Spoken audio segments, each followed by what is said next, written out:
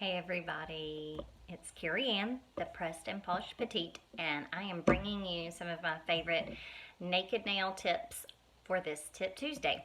Okay, so whenever I change out my polish, I prefer to use most of the time this Mineral Fusion non-acetone remover. You can buy this, I think, at walmart.com. I don't think they have it in stores typically, and definitely on Amazon. Again, Mineral Fusion, and I love this one. Non-acetone is super important. Acetone kind of ruined my nails when I first started using Color Street, and when I cut that out, it was a game changer, and now my nails are stronger than they've ever been. So I highly recommend a non-acetone remover. Then I like to use a cuticle remover.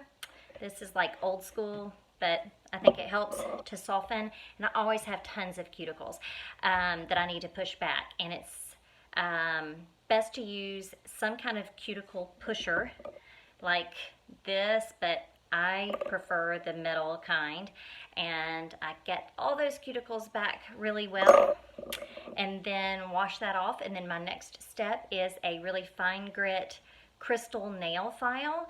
That is, I think, more delicate on the nails, and it helps to seal the cuticle of the nail, or like maybe it's the keratin. Maybe it's the keratin. I don't know. Maybe it's propaganda. But anyway, I do like the way that this feels. A really fine grit crystal nail file. Then, if you have ridges in your nails, I recommend using some kind of buffing block or file, and choosing a finer grit to kind of smooth some of the surface of the nail. We got a dog visitor coming in. So that will help to smooth that. And that is more and more common the older you get, to get ridges on your nails.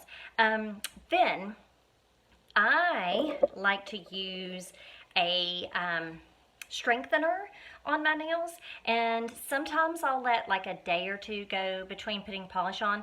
But I had read, you know how some people have said that you need to let your nails breathe? I have read that is not true. That is really an old wives' tale. Cuticles you don't want to cover because you do need oxygen to your cuticles, but in terms of the actual nail itself, no. You can have the nail bed covered or the main part of the nail covered all the time, and it shouldn't matter. But I do like to use OPI Nail Envy, and I have tried some other strengtheners, but not all play nicely with Color Street, and I feel like OPI Nail Envy pretty much does. The only problem with using it and applying your Color Street on top is that the Color Street will lift this, and so if you need to reposition, that's pretty impossible after applying this. So if you are newer, I would not recommend doing this. But once you are a Color Street pro and you just really find that you don't need to adjust after you've laid down your strip, then I think it plays fine together. So again, this is OPI Nail Envy Nail Strengthener. I put it on, and then usually like the next day I might put on, I think sometimes I put on 2 coats, and then I make sure it's completely dry before I apply Color Street. And again, you will not be able to reposition your Color Street if you use this. The other thing you could do is use the strengthener for a day, remove it, and then put on your Color Street. If you like the idea of using a strengthener, but then, you know, you don't want to take the risk of not being able to reposition. And then I think that's it. Those are my favorite